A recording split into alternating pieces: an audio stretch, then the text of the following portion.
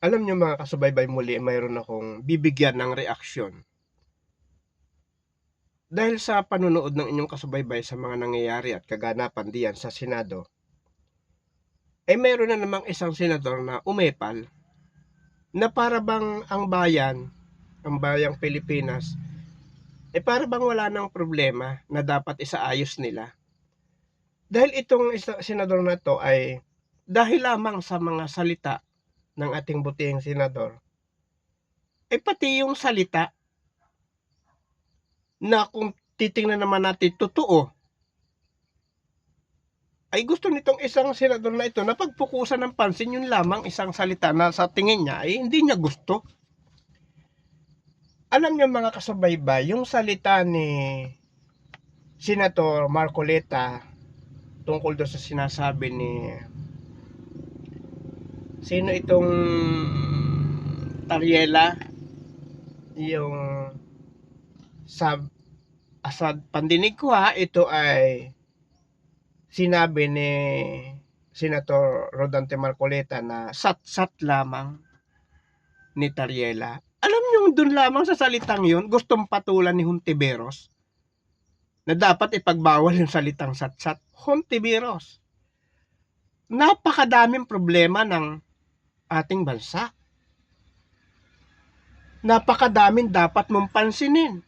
Dapat mong pag-ukulan ng pansin at maiayos ang mga wala sa ayos. Dapat nakikipagtulungan ka dahil kitang-kita ng sambayanang Pilipino ang ninanais ng ating butihing senador ay iayos ang mga bagay na wala sa ayos, na siyang nagiging dahilan ng kaguluhan at iba't ibang pananaw ng bawat Pilipino. Kaya magulo.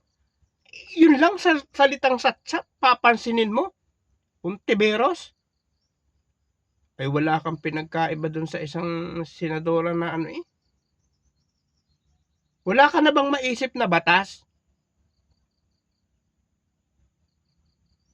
Dapat makipagtulungan ka sa napakalaking problema ngayon ng ating bansa, yung nakawan. Bakit hindi kayo gumawa ng batas na may yung mga magnanakaw diyan sa Senado ay maparusahan talaga? Bagkus ang ginagawa ng karamihan, alam naman ng buong sambayanan, ipinagtatanggol ang mga magnanakaw. Yun lang sa salitang satsat, gusto mo pukusan yung pansin mo? Dapat sa kanto ka na lang magano dahil parang chismis lang yung gusto mong sa maliit na salita, gusto mong palakihin.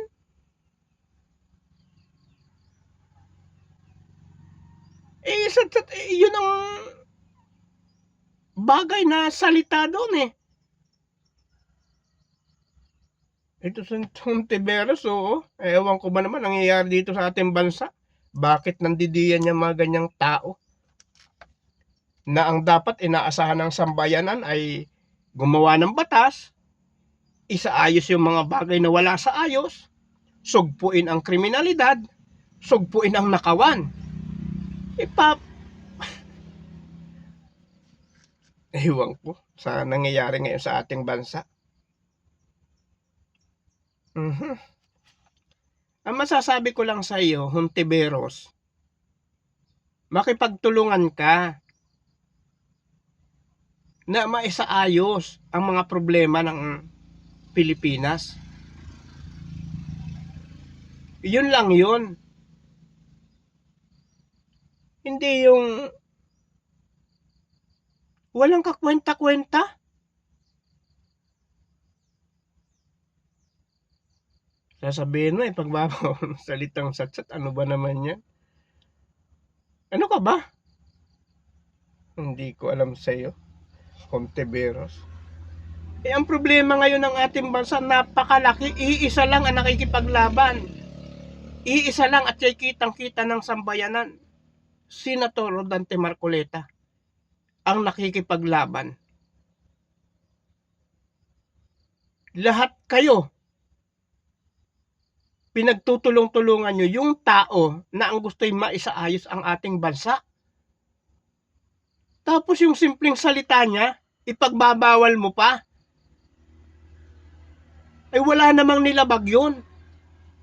Pero itong investigasyon sa nakawan, hindi na imbestiga ang nangyayari. Abogado na. Ay, bagamat hindi ka kasama doon sa abogadong, kung tawagin ko abogado ng nakawan. O, di ba? Ikaw, Ontiveros, nangyayari ba ngayon sa Senado investigasyon tungkol sa nakawan? Hindi naman, hindi ba? Pagtatanggol, ibig sabihin, abogado ng mga kawatan ang nakikipaglaban dyan sa Senado na wag maparusahan at wag masumpungan kung sino talaga ang salarin o nagnakaw. Yun lang yung kaya, alam niyo sa mga kasabay, hindi naman investigasyon matatawag yan, yung nangyayari sa Senado ngayon. Hindi na investigasyon yan, pagtatanggol na ng mga abogado, ng mga magnanakaw. Tingnan niyo yung sistema ni Ping Lacson at saka ni Soto. Tingnan niyo. Kayo naman sabi nga ninyo, matatalino kayo eh. Kaya nga napahamak na ang ating bansa dahil sa talino nyo eh. Paggagawa nyo ng batas, kaya nasadlak ngayon sa ganitong sitwasyon ang ating bansa dahil sa talino nyo. O ngayon, dahil matalino kayo, gawin ninyo minsan kahit minsan sa inyong sarili na sorry po, na umagwat kayo dyan sa Senado at panoorin ninyo ang ginagawang pagtatanggol ni Ping Lacson at ni Soto sa mga kawatan. Kaya hindi investigasyon ang nangyayari. Hindi ba? Paglilitis na. Dahil ipinagtatanggol na agad nung dalawa na abogado ng kawatan dito sa Pilipinas.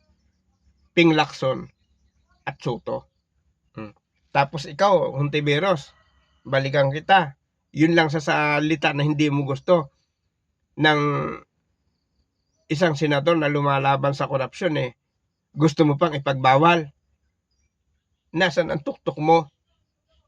Anong iniisip mo?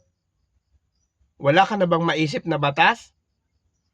Samantalang nandyan nakaharap sa pagmumukha mo ang napakadaming problema ng ating bansa na dapat ay gawaan ng solusyon. Dapat gumawa kayo ng batas kung paano mariremedyohan. O hindi ba? Ay nako. Kaya ngayon ang ating bansa nasadlak na sa napakahirap na sitwasyon, napakagulong sitwasyon dyan sa inyo sa Senado. Hindi na kayo nahiya. Kaya nga paulit-ulit ko sinasabi doon sa mga nauna ko pang mga videos eh. Ang sitwasyon nyo dyan sa Senado, para kayong nasa stage na pinanonood kayo ng sambayan ng Pilipino. Kaya, kitang-kita kayo ang mga ginagawa nyo. At kitang-kita ng sambayanan, sino ang may malasakit sa bayan? Sino ang nagtatrabaho ng totoo? At sino ang nagtatanggol sa mga magnanakaw? Kitang-kita namin, kayo hindi kayo makapagtatago. Ay palibasa, minsan napapanood ko may mga sumusuporta pa sa inyo. Pangkaraniwan naman yun sa social media at saka kahit sa anman lugar sa ating bansa. May kahit pa mali yung sinusuportahan nila, palibasa, sabi nga nila sinusuportahan nila, pikit mata nilang tinatanggap at binibigyan ng katuwiran yung mga pagkakamali ng kanyang sinusuportahang politiko. Yun ang kanilang ginagawa. Hindi mawawala yun Pero malinaw at hayag na katotohanan, kailanman ang katotohanan hindi mapapasubalian. Lalabas at lalabas ang katotohanan. Tandaan mo yan, Hontiveros, kung sa pakiramdam mo, tama ang ginagawa mo, sa'yo lang yun. Paano sa maraming tao? Sa mahigit na 115 million, pakiramdam mo, tama ka, sa'yo yun. Paano sa mas nakararami? Ngayon, ang resulta, nasadlak ngayon saan ang ating bansa? Sa napakalaking nakawan dahil sa inyong talino. Yun lang yun. Okay, muli, patuloy na subaybayan ang aking Facebook page. At